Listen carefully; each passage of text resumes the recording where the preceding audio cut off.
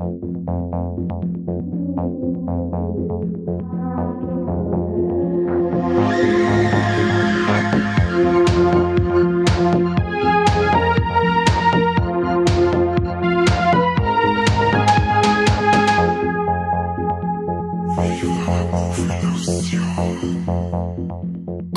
Morgen und herzlich willkommen zu einer neuen Folge Warlegs, und zwar die Warlegs vom Dezember 2021, die letzten Warlegs aus dem letzten Jahr, und wir sagen mal guten Morgen zum ersten Mal, weil wir um 8 in der Früh schon aufnehmen. Völlig irre, oder Corby? Ja, total irre. Auch von mir wunderschönes guten Morgen. Ich habe am Kani die Frage beantwortet, wann ist denn der früheste Moment, wann ich in der ersten Januarwoche aufnehmen kann, und habe ich einfach mal 8 geschrieben, und dann sagt er nur, ja, passt. Damit hast du nicht gerechnet, gell? Hey, weißt du hättest zwischen 8 und 8 auf die Nacht alles auswählen können, aber nein, er nimmt gleich den frühesten Termin. Naja. Aber es hilft nicht, Heute ist ein stressreicher Tag, da müssen wir früh anfangen. Ja. Damit wir unser Tagwerk auch schaffen heute. Ja, ich hoffe, du meinst jetzt nicht die Warlegs, dass die so stressreich werden. Ja, die werden auf alle Fälle stressreich, vor allem für die. Ich lasse die richtig durch. Super, cool. Ich muss mir wahrscheinlich erst mal vorstellen, ich bin übrigens der Kani, weil ich war die letzten 4 Folgen nicht mehr dabei. Heute endlich wieder mal Quality-Content, weil ich wieder dabei bin. Freut euch drauf. Für alle, die nicht mehr wissen, wer das ist, also der Kani, der ist ursprünglich mal bei dem Podcast dabei gewesen. Er hat sich aber jetzt mittlerweile, dadurch, dass er immer wieder mit uns Termine ausmacht, die er dann sausen lässt, immer mehr zurückgezogen, und jetzt ist immer wieder ein Highlight, wenn er dann mal dabei ist. Genau, ich wollte mir ein bisschen rarer machen, damit ihr euch einfach wieder drüber gefreut, und dass halt einfach zwischen die Folgen, wo ich nicht dabei bin, wenn ich wieder dabei bin, merkt ihr erst einmal, was an mir habt. Genau, für alle Mike und Corby-Fans, die Folge könnt ihr also somit skippen. Dann haben wir jetzt insgesamt 3 Hörer geskippt. Nein, mich gefreut, dass ich wieder da bin, Corby. Ja, mich auch. Also endlich, ich hab eigentlich schon echt Sehnsucht nach dir gehabt. Ich verstehe gar nicht, warum du mich halt so direkt angreifen willst später. Ich weiß ja wirklich nicht, was du selber zum Verantworten. Das hast du selber zum Verantworten. Warum? Was haben wir schon wieder gemacht? Nein, das wird eine Überraschung. Spoilert man nicht. Es wird auf alle Fälle super. Aber einmal anderer Schmerz, hast du einen guten Rutsch gehabt? Ich habe einen richtig tollen Rutsch gehabt. Ich habe jetzt die erste Januarwoche noch frei. Das heißt, ich kann da noch ein bisschen zaubern, was unseren Podcast betrifft, und die sozialen Medien. Da kann ich aber zwischendurch einmal Filme gucken, und ich habe halt auch ganz, ganz viele Filme dabei, wo ich sage, hey, das sind lauter richtig geile Warlegs. Richtig geile Warlegs. Richtig geile Warlegs. Also zumindest für mich, für die vielleicht nicht so. Und wie bist du umgerutscht? Ja, war auch super, war hart, aber Silvester hat's ja nicht geheißen, dass es leicht wird, oder? Nein, noch nie. Noch nie. So, jetzt kann man natürlich durch die virtuelle Wand unsere Hörer auch noch fragen, wie es einer gegangen ist. Da machen wir jetzt eine kurze Kunstpause, und könntest es uns sagen, und wir antworten dann. Genau, ich schlürfe dabei von meinem Kaffee. Wow, das sind doch geile Geschichten, oder? Was sagst du? Wow, echt, es freut mich, dass es euch so gut an Silvester gegangen hat. Schön. Ich hoffe, dass es wieder so wird. Oder dass es immer so bleibt für euch. Richtig schön. Na? Gut. Corby, sollen wir einfach mal durchstarten? Magst du anfangen mit deinen Warlegs? Der Mike ist heute übrigens nicht dabei, das habt ihr schon mitgekriegt. Das ist nicht so, dass er nichts sagt, er wollte nicht mitmachen. Ja, 8 in der Früh ist wahrscheinlich für Mike einfach wirklich zu früh. Das ist das, ja. Aber er hat zwar Kinder daheim, wo du sagst, er sollte eigentlich aufstehen, aber du kennst den Mike mittlerweile, der bleibt liegen, die Frau darf sich um alles kümmern, und irgendwann Mittag werde ich auch aus dem Bett rausgehen. Aber gut, wenn es einer so passt, dann sollen sie es also machen. Ich fange jetzt mal mit dem Warleg an, wo ich vermute, dass du das auch hast. Deswegen werde ich da relativ wenig dazu sagen. Spider-Man No Way Home. Ja, Alter, natürlich. Hast das? Natürlich hat das. Also wer den nicht als Warleg im Dezember irgendwie dabei hätte, der hat doch keine Seele, oder? Also der weiß entweder nicht, was er mit Spider-Man anzufangen hat, oder wahrscheinlich hat er wirklich keine Seele. Was ist los mit euch? Ja, keine Ahnung. Aber das ist echt, also das ist mein absolutes Highlight, und der hat das war so ziemlich der letzte Film, den ich im 2021 gesehen habe, und es war für mich der beste Film des Jahres. Den habe ich jetzt auch schon 3-mal im Kino gesehen. Und ich glaube, ich schaue mir sogar noch 40 Mal an, weil das einfach ein unglaublich geiles Kinoerlebnis ist. Den schaust du so lange im Kino an, bis er dann rauskommt. So lange, wie es ihn gibt, dass dann niemand sagen, hey, wir können den aus dem Kino nehmen, weil der rumpelt immer noch einer die ganze Zeit ins Kino, der muss einfach weiterlaufen. Ja. Und das wird ich sein. Aber ich weiß nicht, möchtest du da später nochmal detaillierter drüber reden, weil dann da die jetzt einfach meine über Lex weitermachen. Heben wir uns auf und dann schmerzen wir noch mal kurz am Schluss drüber, oder? Genau, passt. Wenn es bei dir der letzte Film des Jahres war, bei mir war der letzte Film des Jahres im Kino The French Dispatch. Für alle, die Wes Anderson kennen und lieben, also den Regisseur, der zum Beispiel für Grand Hotel Budapest oder für der fantastische Mr. Fox verantwortlich ist, der hat den Film höchstwahrscheinlich auch schon gesehen oder zumindest am Schirm und hat hohe Erwartungen, und ich kann mal so viel dazu sagen. Für alle Wes Anderson-Fans, der Film erfüllt vollkommen die Erwartungen. Also es ist praktisch in jeder Szene, in jedem Schauspiel Wes Anderson pur, und der Kani fragt sich jetzt wahrscheinlich die ganze Zeit, über was redet der Typ eigentlich? Null. Echt, kennst du den? Nein, den habe ich ehrlich gesagt nicht auf dem Schirm. Also ja, The French Dispatch wahrscheinlich nicht, aber Wes Anderson kennst du auch nicht, oder wie? Doch, Falle, den habe ich schon auf dem Schirm. Der Grand Budapest Hotel war Weltklasse. Genau, und ähnlicher Stil ist eben The French Dispatch. Um was geht's in French Dispatch? Es geht um ein Magazin, das The French Dispatch heißt, wo der Herausgeber, der Arthur Howitzer Jr., verstorben ist. Und in seinem Testament steht drin, wenn er stirbt, dann stirbt auch das Magazin. Das heißt, es wird nur noch eine einzige Ausgabe geben, und in der letzten Ausgabe soll es eben so ein bisschen darum gehen, ja, was macht eigentlich dieses Magazin aus? Jeder Reporter, der da eben was beizutragen hat, soll so eine Geschichte erzählen, wo er selber sagt, ja, das hätte ich nur in dem Rahmen von The French Dispatch auch so geschrieben. Und der Film ist so aufgebaut wie ein Episodenfilm mit 4 Kurzgeschichten.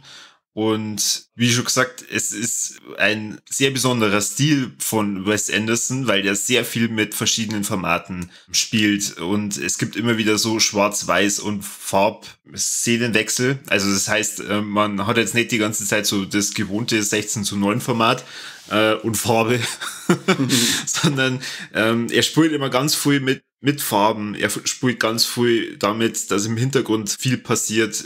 Die Schauspielerliste ist wieder mal ewig lang. Ich sag einfach nur Bill Murray, Jeffrey Wright, Adrien Brody, der Benicio del Toro spielt mit, Timothy Chalamet oder Chalmert, keine Ahnung, wie man ausspricht. Chalamet. Genau, Shyamalan, der momentan in aller Munde ist, weil er der Paul von Dune ist. Owen Wilson ist wieder mit dabei, also sagen wir mal so die typischen Wes Anderson Schauspieler, die wahrscheinlich immer auf der Kurzwahlliste stehen, wenn ein neuer Film draht. Und es ist einfach super. Also ich habe mich total geil amüsiert gefühlt. Es ist so ein sehr starker Arthouse-Charakter. Also das heißt, es muss nicht unbedingt für jedermann was sein. In den Kurzgeschichten geht es zum Beispiel darum, dass der Owen Wilson ist so ein Reisereporter, der immer nur mit dem Radl unterwegs ist und schreibt halt dann so ein paar Kolumnen über die Stadt Inouï, wo The French Dispatch auch geschrieben wird, und geht halt darauf ein, dass die Stadt sich so gut wie gar nicht verändert hat oder Veränderungen dann nur sehr langsam passieren. Zum Beispiel, dass das halt nach wie vor ganz normal ist, dass eine bestimmte Anzahl an Leichen jedes Jahr aus dem Fluss gezogen werden. Dann gibt's Kurzgeschichte über den Mörder und Künstler Herbert oder Herbson Sarin. Also ich hasse übrigens die französische Sprache, deswegen müsste mir der Film eigentlich überhaupt nicht gefallen, aber ja, er ist trotzdem total cool. Ich tue mir aber jetzt deswegen auch sehr schwer mit den französischen Namen. Da tust du aber mit deutschen Namen schwer. Ja, das auch. Also ich tue mir insgesamt mit Namen sehr schwer, gell, Dominik? Jedenfalls dieser Mörder und Künstler, der macht halt total abstrakte Bilder, und die gehen dann um die Welt und werden total hochpreisig dann verkauft, und das sind total verrückte Geschichten, die dann da rund um diesen Künstlermörder abgespielt werden. Dann gibt's Kurzgeschichte über die französische Studentenrevolte, beziehungsweise über den Studentenführer Zeffirelli. Dann zum Schluss noch einen Bericht über einen Koch, das aber dann so endet, dass man gar nicht zu dem Essen oder einen Essensbericht über diesen Koch führen kann, weil dieses Essen, das der Reporter berichten möchte, ist bei einem Polizeikommissar und genau während des Essens wird dessen Sohn entführt und eigentlich die restliche Geschichte geht dann nur über diese Entführung. Es ist ein total bunter Mix und es kommt einem so vor, als hätte man wirklich ein Magazin verfilmt, weil diese Kurzgeschichten in Artikel unterteilt sind und es kommt dir so vor, als würde jeder Artikel für sich auch stehen. Also das heißt, man könnte diese Artikel eigentlich auch einzeln wahrscheinlich veröffentlichen und dann der Rahmen drumherum ist der French Dispatch. Also ich war total begeistert. Ich bin aber auch ein bekennender Wes Anderson-Fan, also ich liebe eigentlich jeden Film von dem. Es ist für alle, was die so ein bisschen ein Herz für Arthouse-Filme haben. Für den Rest wird's wahrscheinlich ab einem bestimmten Punkt ein bisschen zu bunt. Also, ich möchte mir auch unbedingt nur mal anschauen. Vielleicht nicht im Kino, weil ich da einfach einmal mehr Ruhe haben will, wenn ich mir das anschaue. Und ich glaube, ich brauche da wahrscheinlich echt so auch die Möglichkeit, dass ich immer wieder mal zurückspule, um dann zum Entdecken, was im Hintergrund denn eigentlich nur so alles abläuft. Also, geht auch stark in die Richtung, wie er es bei Grand Hotel Budapest schon gemacht hat. Der war richtig gut. Ja. Aber du hast jetzt die French Dispatch, obwohl es jetzt so oft im Dezember im Kino war, null am Schirm gehabt, oder? Nein, ich bin im Dezember nur zum Spider-Man gegangen. Okay. Nein, ich hab den wirklich überhaupt nicht auf dem Schirm gehabt. Klingt das für dich nach einem Film, wo du sagen würdest, hey, cool, ja, bin ich dabei? Ja, schon. Weil ich eben auch den Wes Anderson recht gerne mag. Mir hat da zum Beispiel der Isle of Dogs, das war der letzte, den ich vorhin gesehen habe, der hat mir richtig gut gefallen. Du meinst Island oder doch Island of Dogs? Nein, nur Isle of Dogs. Nein. Ja. Das sicher nicht. Ja, wett man 800 €? 800 €? Okay. Ja, ich bin gerade auf IMDb und hab's vor mir. Isle of Dogs. Eisel. Aha. Mhm. Okay, warte, haben wir beide nicht recht gehabt. Warum? Er heißt Isle of Dogs, Ataris Reise. Ja, und ich hab ja gesagt, hab ich doch gesagt. Aber nein, du hast I Love Dogs gesagt. Nein, Isle of Dogs. Du sprichst nämlich nicht Eisel. Du sagst nicht Eisel. Das heißt nicht einfach nicht Eisel. Du hast gesagt I Love Dogs. Ganz klar. Ich hab gesagt Isle of Dogs, du Stück Affenkot.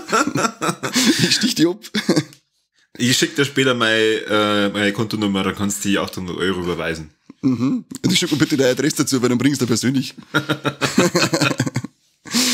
Und eben auch der Grand Budapest Hotel, das war super, der hat mir so gut gefallen. Deswegen hätte ich auf den richtig Bock. Hast der fantastische Mr. Fox auch schon mal gesehen? Den habe ich leider noch nicht gesehen. Der hat mich aber auch schon lange mal interessieren. Also sehr zu empfehlen, wirklich. Der ist zwar nicht ganz so komplex von der Handlung her, aber dadurch kennen wir die Charaktere auch viel besser rüber und der wird gesprochen vom George Clooney und ich weiß ja, das passt irgendwie so gut zu dem Fuchs. Gerne mal reinschauen, für alle, die jetzt ein bisschen angespitzt sind, schaut's auch gern in die French Dispatch. Ich halte aber nicht mehr Hand dafür ins Feuer, dass das jedem gefällt. Dann, du hast ja mir in der Vorbereitung gesagt, du hast noch nicht die Zeit gehabt, weil du so beschäftigt bist in letzter Zeit, dass du unsere Top 10 Folge dir angehört hast. Na, weil es eine Stunde 40 gedauert ist offen. Was ist denn eigentlich mit euch? Ich bin direkt die Frau gewesen, dass ich nicht mitmache, weil sonst jetzt geheißen, warum dauert eine Scheißfolge 2 Stunden? Ja, wenn du mitgemacht hättest, hätte man wahrscheinlich irgendwie es reduziert auf Top 5 oder vielleicht sogar Top 3 oder so. Ich hätte es eher ein bisschen anders gemacht, weil ich hätte mir nämlich diesmal meine Top Film- und Serienmomente mit einfließen lassen, dass nicht gerade aber Lion ist von 10 beste Filme. Nein, es geht nicht um Serien, Mann, du verstehst das Konzept echt null. Doch, ich verstehe schon, aber das scheiß 0815-Konzept macht doch jeder Depp. Nein, ich war leider ein bisschen verhindert. Ich habe leider ein bisschen Halsauer gehabt. Aber nix Corona. Ja, jedenfalls, ich rede jetzt über einen Film, der ist für mich absolutes Warleck. Ich habe mir nämlich für die Top 10 Folge im Dezember ganz viele Filme angeschaut, die in anderen besten Listen mit drin waren, einfach damit ich meinen Horizont noch ein bisschen erweitere. Da ist mir ein Film aufgefallen, der mir unter Jahres schon die ganze Zeit ins Auge gestochen ist, wegen dem geilen Poster, und zwar Der Rausch. Mit Mads Mikkelsen. Und ist er geil? Ja. Ist er. Sehr schön. Du hast gerade A gesagt, das heißt, du kennst das wahrscheinlich auch bloß vom Poster, ja, oder? Ja, und ich wollte ihn im Kino anschauen, aber der war dann sogar mal wieder in Landau gelaufen, im Cookie, in dem Geilen, wo wir unsere 100. Folge aufgenommen haben dürfen.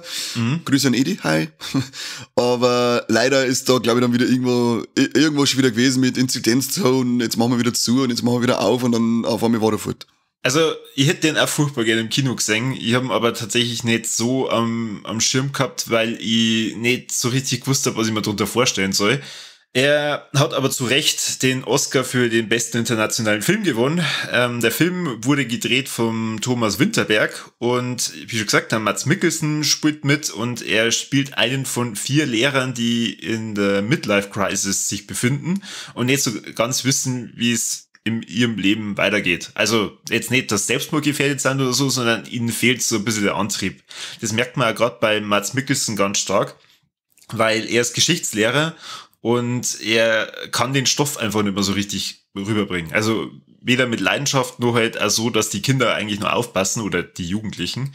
Und das geht irgendwann so weit, dass die Jugendlichen dann einen Elternabend mit einberufen, wo es ihm halt dann auch damit konfrontieren, dass wenn er das nicht kann, dann soll er doch bitte gehen. Das ist ja gemein. Weil für sie ist das halt anscheinend eine so wichtige Note, dass es halt dann darum geht, dass das Weiterkommen und beziehungsweise oder dass sie ihren Abschluss dann haben. Tja, und die 4 Lehrer treffen sie dann zum Essen wegen irgendeinem Jubiläum und dann erzählt einer von einer Theorie von einem, jetzt muss ich kurz spicken, von einem norwegischen Psychiater, dem Finn Skårderud, dass der die Theorie aufgestellt hat, dass der Mensch mit 0,5 Promille zu wenig auf die Welt kommt. Also das heißt, wenn im Blutspiegel oder im Blutalkoholspiegel es 0,5 Promille mehr wären, dann wären die Menschen viel leistungsfähiger.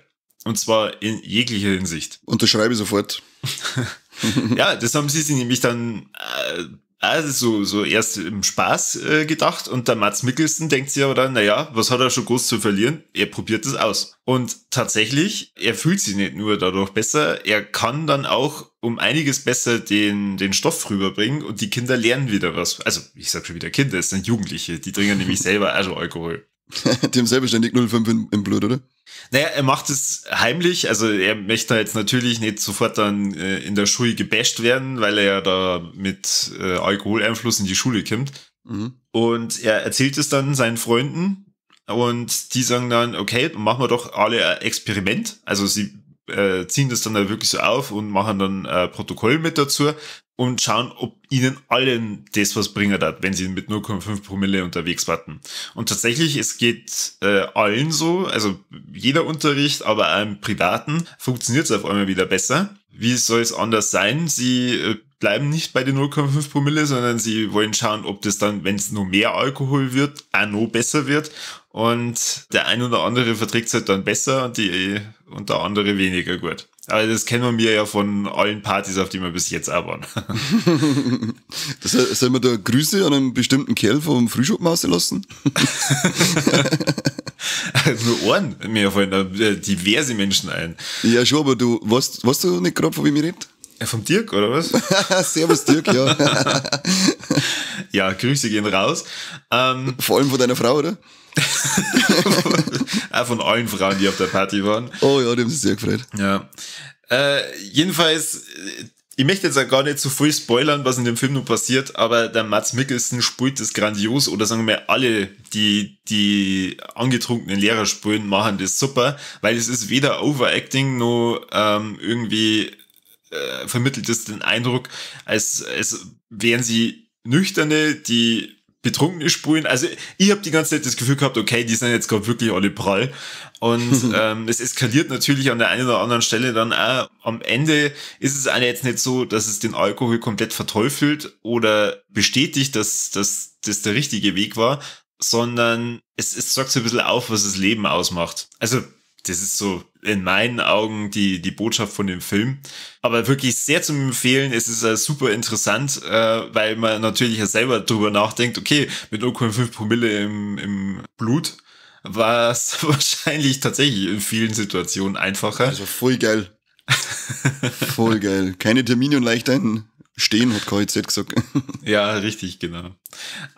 Und es kommen ein paar Szenen vor, wo ich mir denke, die bewegen sich ja genauso, als wenn die gerade total prall warten. Also, ich glaube, du kennst es bestimmt auch, wenn man so leicht und Sitzen hat, auf einmal schafft man so ein paar Bewegungen, wo man sich denkt, hui, das hätte ich wahrscheinlich im nüchternen Zustand nicht ganz so graziös geschafft. Alter, ich hab die krassesten Moves drauf, wenn ich angespitzt bin. Der Mads Mikkelsen tanzt da zum Schluss bei einer Szene, wo es eigentlich eher um Fliegen geht als um Tanzen. Also ich bin mir jetzt sicher, wie oft er da wirklich den Boden berührt. Ich glaube, der ist die meiste Zeit eigentlich nur in der Luft. Also das ist echt richtig geil. Ja, und der Mads Mikkelsen selber, ich meine, er löscht dem sein Gesichtsausdruck, seine Gestik. Das trägt den Film natürlich auch nochmal enorm, aber kombiniert mit dieser coolen These, ja, echt ein sehr empfehlenswerter Film, ist bei mir entsprechend hoch in der Top 10. Ich verrate aber jetzt nicht, wo, ihr müsst es euch selber anhören. Auch du, Kani. Mann! Glauben Sie, wenn unsere Hörer damit gefoltert werden, warum muss ich auch noch? Und dann mein letztes Warleck, bevor wir dann zusammen über Spider-Man reden. Ich habe mir auch in Vorbereitung auf die Top 10 Folge einen Film angeschaut, der nicht wirklich so rüberkommt wie ein Film. Und zwar Inside von Bo Burnham. Kannst du nur erinnern, wer der Bo Burnham ist? Nein, da habe jetzt gar nichts, klingelt gar nichts bei mir. Promising Young Woman, kannst du da an den Kinderarzt erinnern? Ah ja, jetzt der Falle. Genau. Und da hat uns der Florentin damals auch schon gesagt, er kennt den, weil es ein Comedian ist oder Stand-Up-Comedian. Genau. Und dieses Inside ist praktisch ein Netflix-Special. Das Interessante daran ist, er nutzt diese Pandemie dazu, dass er sie in einem Zimmer einsperrt mit einem Haufen Instrumenten und Gerätschaften, um da selber, also alleine, einen Film zu produzieren. Beziehungsweise er beschäftigt sich ein bisschen mit der Frage, was kann er als Stand-Up denn tun, wenn er nicht auftreten kann? Eben weil er zum Beispiel in Quarantäne wäre. Also, sagen wir mal, es ist eigentlich so ein bisschen sogar wie ein Musical, weil er hat ganz, ganz viele Songs produziert, die er halt dann da, live performt, ist eigentlich nicht das richtige Wort, sondern er performt das halt alles nur in einem Zimmer. Also es ist wirklich ein Kammerspiel. Und die Songs, die parodieren halt da vor allem ganz viele Sachen aus dem Internet, aber natürlich auch jetzt so ein bisschen diese Pandemie. Aber jetzt, das steht nicht im Fokus, sondern es steht wirklich mehr im Fokus so, was kann ich jetzt mit mir tun, wenn ich jetzt eben mich mit mir selbst beschäftigen muss, beziehungsweise wenn ich eben da in Quarantäne drin bin. Er parodiert aber auch ganz viel die sozialen Medien und so Alltagssituationen, wie zum Beispiel, wenn er mit seiner Mom FaceTimet und die immer wieder vor der Kamera ihren Daumen hinhält oder so ganz blöde Fragen stellt, wie, obwohl sie jetzt praktisch mit nassen Haaren FaceTimet, woher er weiß, dass sie jetzt in der Dusche war. Da gibt vor allem auch eine Parodie vor, die wird dich sehr begeistern, also deswegen schau dir den Film vielleicht mal an. Er verarscht Reaction-Videos, weil er macht dann er macht so einen kurzen Clip, dann macht er ein Reaction-Video drauf und dann macht er ein Reaction-Video über das Reaction-Video, wie er sich den Clip anschaut und dann auch nochmal, ich glaube, oh Gott, wie oft ging denn das? Ich glaube 8-mal oder so gefühlt und ich habe mir gedacht, boah, das ist echt was für ein Kani. Scheiß Reaction-Videos, was soll das jetzt? Ja, das ist so geil. Und eins meiner absoluten Lieblingssongs ist, wo er sie über Instagram-Accounts von weißen Frauen lustig macht. Und er stellt da so viel Fotos nach, also so ganz typische Instagram-Fotos, wo du denkst, oh ja, krass, das spiegelt das ideal wider. Es ist so interessant und so cool gemacht und hat aber auch gar nicht immer dieses Gefühl, dass er gerade einfach nur lustig sein will, sondern er möchte schon auch ein bisschen diese Botschaft drüber bringen, dass das halt euch schon ein bisschen eine Phase ist, was man halt dann macht, wenn man halt eigentlich die ganze Zeit lustig sein will, weil dahinter steckt ja auch einfach nur ein Mensch, der halt in dem Moment ja aus der Stille vielleicht einfach rausbrechen will. Du merkst schon, wenn wir um 8 in der Früh aufnehmen, dann haben unsere Warlecks ganz andere Botschaften. Ist das nicht toll? Das ist echt, das sollte man nur noch in der Früh aufnehmen. Das sollte man nur noch in der Früh aufnehmen, ja. Das ist richtiger Deep Talk. Ja. Als wart man voll. Als wart man voll. Also deswegen, mir ist es ja null vorgekommen wie so ein Stand-up Netflix-Special, sondern das war echt ein richtig guter Film. Er hat es leider nicht in die Top 10 reingeschafft, weil letztes Jahr waren insgesamt einfach zu viele geile Filme, was was sehr positiv ist. Mhm. Aber ich werde mir den jetzt auf jeden Fall die Woche noch mal reinziehen, weil ich habe mir jetzt für die Vorbereitung auch noch mal ein paar Clips so geschaut und der war echt top. Also auch hier volle Empfehlung. Wo ist, auf Netflix ist es drin, habe ich es richtig gehört? Genau, es ist ein Netflix-Special. Ah, okay. Aber sagen wir mal, die ganzen Songs sind ja mittlerweile auf YouTube. Das heißt, man kann sich das im Einzelnen schon anschauen, aber ich empfehle es, sich als kompletten Film anzuschauen, weil, sagen wir mal, es ist so ein bisschen die Verfilmung des Internets zur jetzigen Zeit. Also, ich bin echt total begeistert gewesen und hätte null damit gerechnet. Ich war ja nie auf diesen Film gekommen, wenn das nicht in diversen Best-of-Listen auftaucht war. Ich verstehe jetzt auch, warum der Florentin so begeistert war von Bo Burnham. Okay, na, den haben wir aufgelisten. Ja, macht es. Also nur wegen den Reaction-Videos, schau dir das so. Das ist echt geil. Scheiß Reaction-Videos, ich flippe aus. Jetzt haben doch gerade Eskimo Callboy-Seppen haben wir wieder ein neues Video rausgebracht und das ist wieder mal geil, das Pumpet, aber in dem Moment, wo die ein neues Video bringen, weil jetzt haben sie halt so einen geil, also so einen Stil gefunden, der halt einfach lustig ist für manche, für mich auch. Und kaum ist das Video raus, wird meine ganze YouTube-Timeline zugeschissen oder Vorschlagsvideos zugeschissen mit irgendwelchen Reaction-Videos für irgendwelche Affen, die sich das Video anschauen. Ich denke, was soll das alles sehen? Haut's ab in die scheiß Kackbratzen. Das finde ich echt beeindruckend. Also, bei mir kommt das so gut wie nie vor. Ja, ich bin da jetzt schon gefangen. Wahrscheinlich bin ich abgehört worden, als ich über Reaction-Videos geschimpft habe und jetzt denkt sich YouTube, fick dich, du schaust jetzt Reaction-Videos und wirfst mir die ganze Zeit her. Ja, wahrscheinlich. Sobald du einmal ein Reaction-Video angeschaut, dann hat's die. Ja, ich hab halt wirklich mal eins angeschaut, weil ich hab's halt auch nicht kennt, da hab mir gedacht, was ist jetzt da Reaction-Video, was ist denn jetzt die? Ist das jetzt wirklich das, was ich meine, dass ich zuschaue, wie die ein Video anschauen und dann völlig überzogen sie aufführen und das ist genau das gewesen. Und ich hab mir gedacht, wow, noch mal ein Grund mehr, warum ich eigentlich kein Internet mehr anschaue mich. Es gibt ja anscheinend Leute auf Twitch, die machen dann über alte Folgen von ihrem Content ein Reaction-Video, also sie selbst. Und dann gibt's wieder welche, die machen dann ein Reaction-Video auf das Reaction-Video von dem alten Content, also von ihrem eigenen alten Content. Wow. Also das schreit ja eigentlich nach uns. Ich würde gerade sagen, wir sollten mal unsere ersten Idiotenfolgen dafür hernehmen. Super Tonquali, voll im Flow beim Schmerzen, alles richtig cool gewesen. Aber das machen wir dann auch auf Twitch. Dann sind wir da eigentlich mal unterwegs. Ja, endlich auf Twitch. Irgendwie da sagen, das muss der Mike dann lernen, wie das funktioniert. Dem ist am alten Deppen, dem lernst nichts mehr, was mit dem Internet zum tun hat. Vielleicht nur für die, also es ist kein richtiges Warleck. Ich hab mir auch noch Minari angeschaut. Kannst du dich daran erinnern, wo wir den Trailer gesehen haben vor The Green Knight? Boah, ist es der mit dem Steve, wie heißt der, Steve Yeun? Also der von Walking Dead? Mit der asiatischen Familie, die... Ja. Ah, okay. Und, ist der gut? Also, sagen wir mal, es ist die erwartete Qualität gewesen, aber dadurch, dass es ein Drama war und mich zum Schluss nicht dazu gebracht hat, dass ich kurz einmal schluchz, war's okay. Also, ja. Ich hab mir den, weil ich gedacht habe, boah, der wird mich bestimmt flashen und der muss in die Top 10, habe ich mir den auch noch ausgeliehen, für Geld.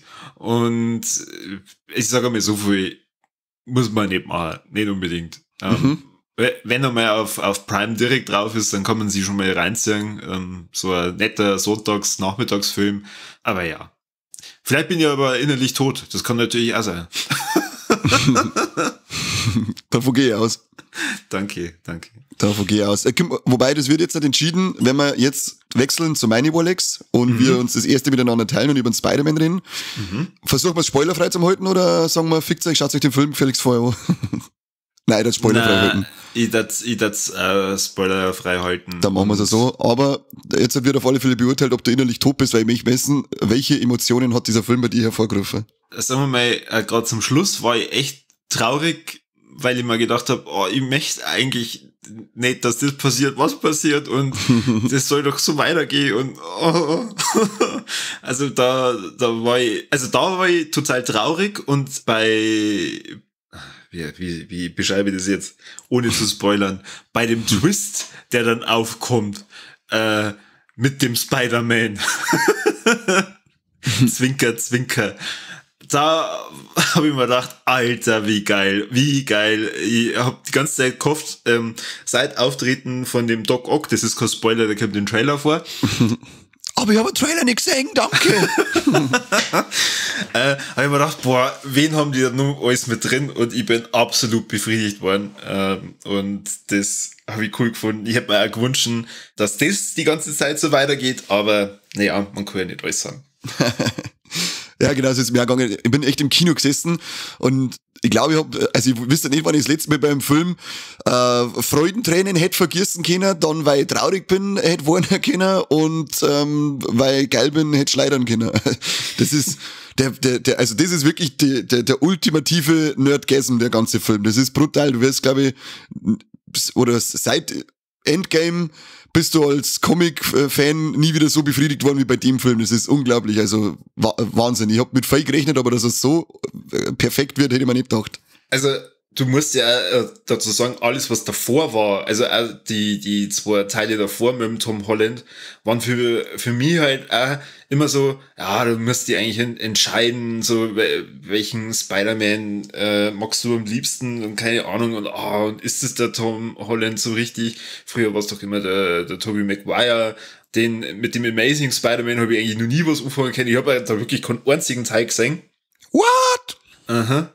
Und ja, weil es mir da eben schon so ging. Also ich hab mir halt dann gedacht, ach Kim, wieso verfilmen die jetzt da schon wieder Spider-Man? Die Spider-Mans mit dem Tobey Maguire waren noch geil. Und ja, ich weiß schon, es ist eigentlich der Amazing Spider-Man. Also die Teile mit dem, da weiß ich den Schauspieler jetzt. Andrew Garfield. Andrew Garfield, genau.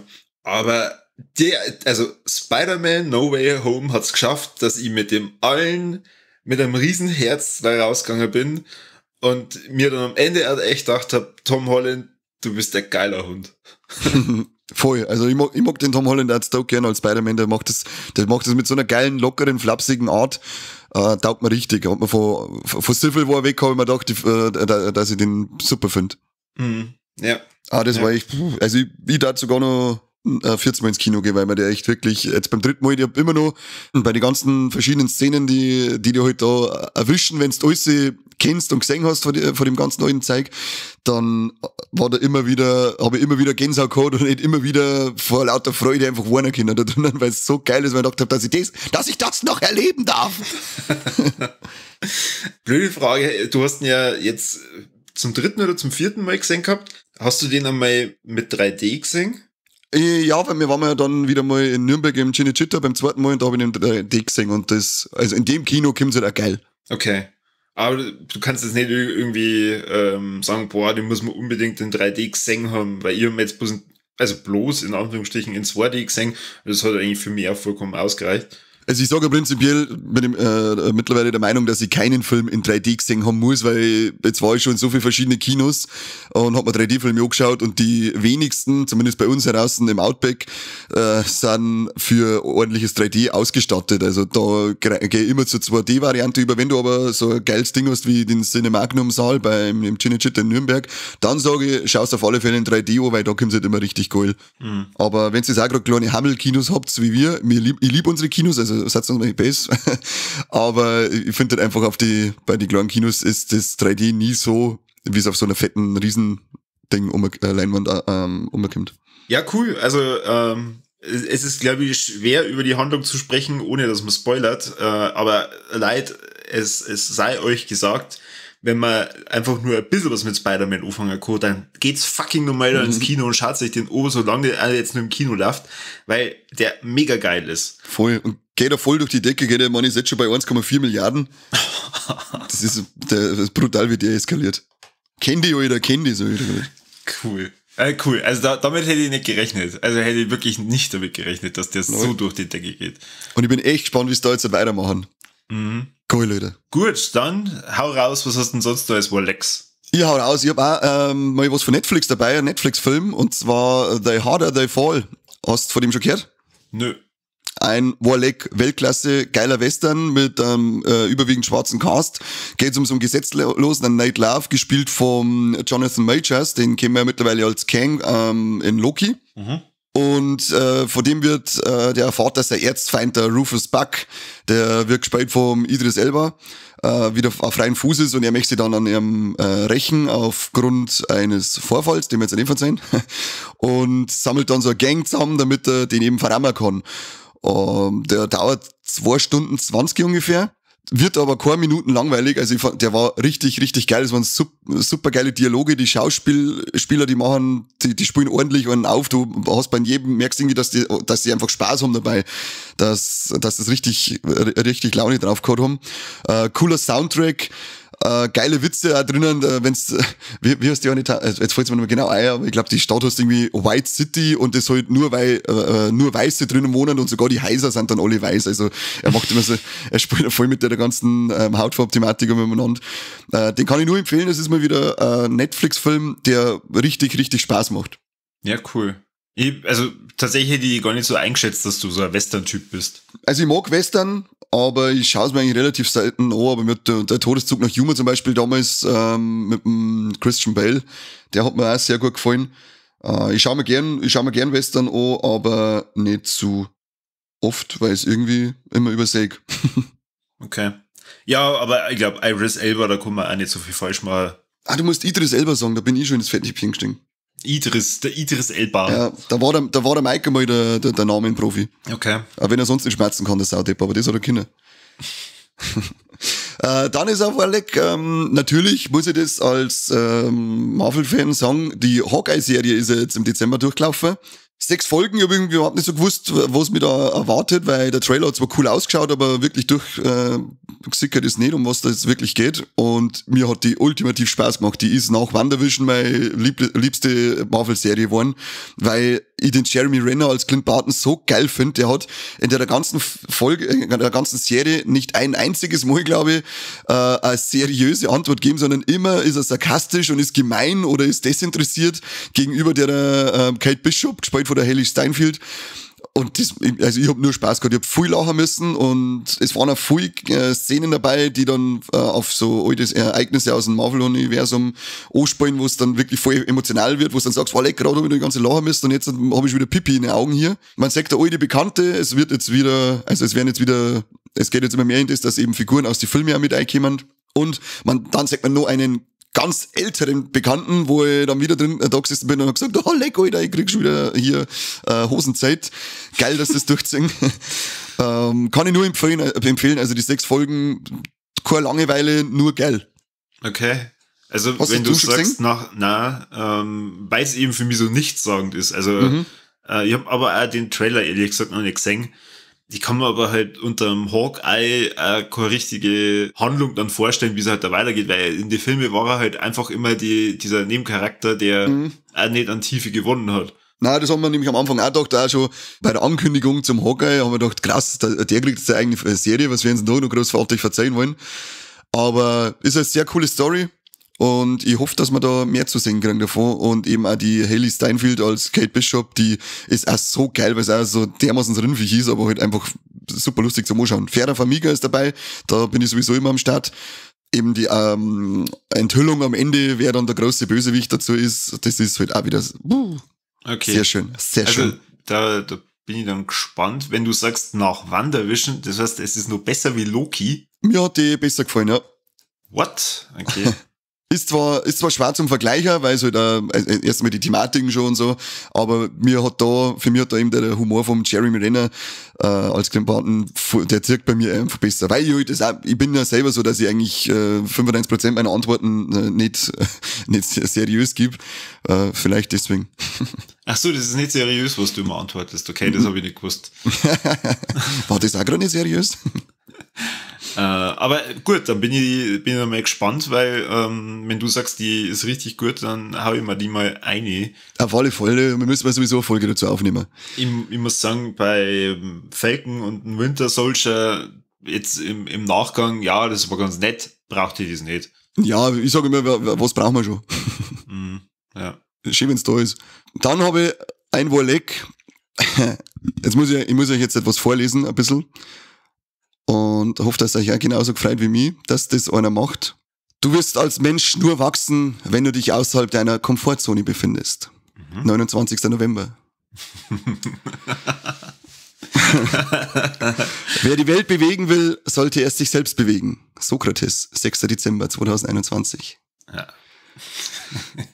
Wenn du es dir vorstellen kannst, kannst du es auch tun. Walt Disney, 20. Dezember 21. Es hängt von dir selbst ab, ob du das neue Jahr als Bremse oder als Motor benutzen willst. Henry Ford. Das hätte ich auch sagen können. 3. Januar 2021. Hau ab, Corby! Der Corby hat sich zur Aufgabe gemacht auf seinem verhurten Twitter-Kanal, jetzt hat über so weise Sprüche zum Posten, und ich hasse weise Sprüche. Das ist alles so, lache jeden Tag, liebe jeden Moment, lächle jeden Furz. Und wenn's nicht aufhörst mit Corby, dann hast du in Zukunft keine 12 Follower mehr, sondern 11 Follower. Ich schluck die ein. Ich hasse die so viel. Wahnsinn. Aber ja, stimmt. Danke, dass du dafür Werbung machst. Ich habe mir als Aufgabe genommen, ich hab mir als Aufgabe genommen, 100 Montage am Stück solche motivierenden Sätze. Was, ich sag das noch öfter? Ja. Ich flipp aus! Zu posten. Und es hat für mich einen ganz einfachen Hintergrund. Ich finde, es gibt ganz wenig Tweets bei Twitter, wo ich mir denke, das ist eigentlich sinnvoll. Aber, oder sagen wir, ich finde ganz selten Leute, wo ich mir denke, okay, denen folge ich jetzt und weil die eben coole Tweets machen und die machen das einfach mega selten. Und das, was meistens gehypt wird, ist irgendein Scheißdreck. Und auch wenn du keine motivierenden Sätze gern liest, es gibt doch den einen oder anderen, der das einfach mal dann in seiner, weiß nicht, wie nennt man das bei Twitter, Timeline, keine Ahnung, Chronik, vielleicht einmal kurz liest und sie denkt, ja, okay, habe ich einmal was Positives gelesen oder auch was man halt dann machen kann. Dann ignorierst doch einfach. Nein, ich kann's nicht, weil das nämlich in meiner Timeline ist, wenn ich durchscrolle. Und ich muss so, hey, was tut der Corby? Oh Gott, Schlaganfall. Ich bin da eher so der Fan von den Demotivationssprüche, die jetzt anscheinend gerade rumgehen, weil da schickt mir nämlich ein Kumpel dankenswerterweise fast jeden Tag an, was dann heißt, don't compare yourself with others, everyone is better than you. Okay, oder ja. Was war der andere? Don't forget, you're a failure. Okay, gut. Wenn die das begeistert, ich bleib bei meinem Thema und mir ist es egal, wenn die das stört. Ich finde das sinnvoll. Du bist richtig gemein. Ja. Null Interesse an meinem Leben. Wahnsinn. Oh Gott, wenn das dein Ding ist, dass du mir so wegboxst, dann tu das halt. Ich hab noch ein Wortreck, ich flipp komplett aus. Also, ich hab's ja damals mit der Folge, die wir aufgenommen haben, mit dem Richie von die Platzsack Zombies, haben wir ja schon drüber geredet, dass ich ja auch ein wenig laufen gehe. Und dann haben wir gedacht, Alter, jetzt bist du so eine Sportmaschine, jetzt tust du ein bisschen was dazu und gehst wieder mal ins Fitnessstudio. Was ist, haben wir irgendwelche Bizeps, Stirnackenseppen bei uns unter die Hörer, weil jetzt müsst ihr mir eins beantworten. Warum kann ich Gewichte nicht heben, ohne dass ich bei jedem Mal heben, mach? Was ist denn? Was ist mit euch? Warum geht's nicht normal drin in das scheiß Affen? Das gibt's doch einfach nicht. Ich versteh's nicht, mir ist noch nie so ein Stöhner ausgekommen. Höchstens mal ein Schoß, aber das war's ja schon wieder, den hört ja meistens keiner. Da gibt's echt Leute, die so übertrieben in den Scheiß beim Trainieren umeinander schreien, dass ich sage, okay, jetzt geh ich, weil sonst muss ich da die Handel am Schild werfen. Verstehe das nicht. Also bitte in die Kommentare Antwort, warum stöhnen bei Pushing? Weil die meisten darüber Luft holen. Ist mir scheißegal. Beziehungsweise Luft ausstößen. Ja, genau, ausstößen. Ich stöße aber auch bald was aus. Ja, dann geh halt ins Fitnessstudio, wenn es dich so aufregt. Ja, anscheinend ist das schon wieder so eine Selbstgeißelung von mir. Offensichtlich. Einfach nur, dass du wieder mal über Leute aufregst. Genau, Mann, ich hab schon lange, zur Zeit sehe ich nicht so viel, weil es schon wieder Kontaktbeschränkungen gibt. Ach, dann geh ins Fitnessstudio, damit ich mich aufregen kann. Oh Mann. Voll grausam. Grausam. Ich würde gerade sagen, dann kann das mit meinen Tweets gar nicht so schlimm sein, wenn das verglichen wird mit Stöhnen beim Fitnessstudio. Wenn ich das Stöhnen her, dann denke ich mir so, was kann jetzt noch schlimmer sein? Und dann schaue ich auf Twitter und sage den Twitter und sage, danke Corby, jetzt weiß ich, was schlimmer sein kann. Oh, lecker, echt. Zitat Daniel Kanter, 2021. Ja. Dann gibt's noch, habe ich noch ein Wolleck, und zwar gab's wann war das jetzt? Ich glaube, der 9. Dezember. Da ist wieder mal zu einem der besten Actionfilme aller Zeiten. Terminator 2, fette 30th Anniversary Vinyl Edition ausgekommen. Und wir wollten eigentlich ein Unboxing-Video drüber machen, weil es kommt nämlich auch eine Endo Skull Edition raus. Die ist aber jetzt auf 2022 verschoben worden, da es nämlich irgendwelche Verzögerungen in der Lieferkette gab.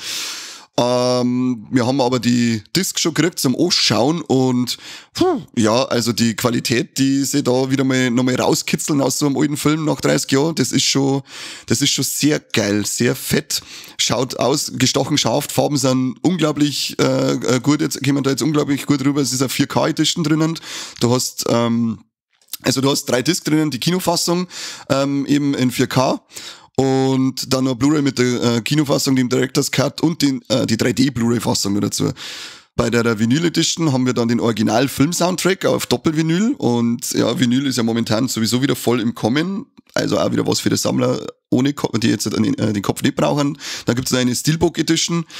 Und wie ich schon gesagt habe, die 2022 soll jetzt dann irgendwann noch eine Endoscale Edition rauskommen. Schaut fett aus, Terminator-Kopf, unten am Boden, am Sockel, lauter Totenshell, wie es eben die berüchtigte Szene ist, wenn der Kopf auf die Totenshell aufsteigt. Kommt über Studiokanal raus. Und ich würde sagen, wer Fan von dem Film ist und gern nerdy Shit in seiner Bude drinstehen hat, der bestellt das Teil vor, weil es also vor allem diese Kopf-Edition, die brauche ich unbedingt, weil das bereichert jedes Sammlerregal. Wir sagen nochmal Danke dafür, dass wir das Zeug gekriegt haben. Hat uns sehr gefreut und hoffen auf den Kopf, damit wir vielleicht doch noch ein Unboxing machen können. Genau, richtig. Zum Film selber brauche ich jetzt, glaube ich, nicht viel sagen, weil Terminator 2, wer den Film noch nicht gesehen hat, der hat echt was versandt, der sollten sich endlich mal anschauen und er ist halt einfach über jeden Zweifel erhaben. Es ist in meinen Augen auch einer der besten Actionfilme, die jemals gemacht worden sind. Vielleicht können wir das ja auf die normale Blu-ray dann als Zitat von dir dann drauf tun. Über jeden Zweifel erhaben. Genau. Nuff said. Viva la Movie-Illusion. In Klammern seriöse Filmseite. Wallecke, so soll man doch nicht genannt werden. Tja, ist so.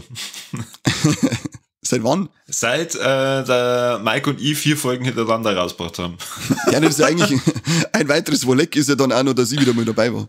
Ach so, stimmt, ja. Das ist natürlich mein Wolleck. Das ist dein Wolleck, ja. Und der Mike seins war es sicher auch gewesen. Ganz bestimmt. 100%, aber hallo. Na, das war's mit meinen Wollecks. So viel waren's das mir nicht.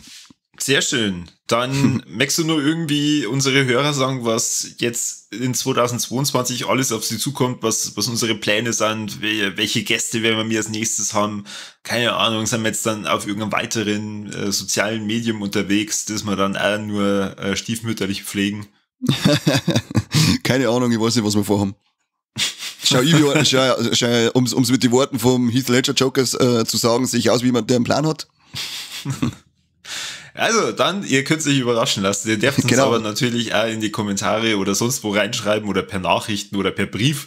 Was erwartet ihr denn, also was hättet ihr denn gern? Über welche Filme haben wir im letzten Jahr nicht geredet, wo ihr gesagt habt, hey verdammt, warum gibt da keine Folge raus? Man soll zumindest vielleicht unser Marvel-Marathon sollte man mal weitermachen. Stimmt, den haben wir auch noch. Also es wird jetzt auf alle Fälle dann weitere Folgen zu Marvel-Filmen bekommen.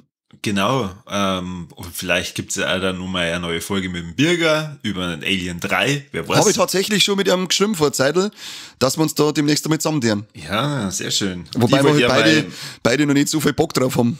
Ich wollte meine Rambo-Serie nur weitermachen mit dem Peter Gregor, das kriege ich auch noch hin, irgendwie, irgendwann, irgendwo.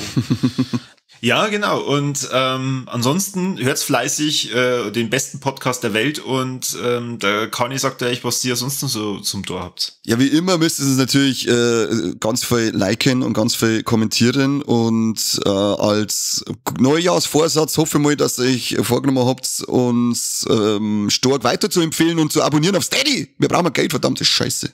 Wunderschön, wunderschön. Also mit so lieblichen Worten hätte ich es nicht ausdrücken können. Ich weiß, ich bin einfach ein sehr liebevoller Mensch, wenn es um Forderungen geht.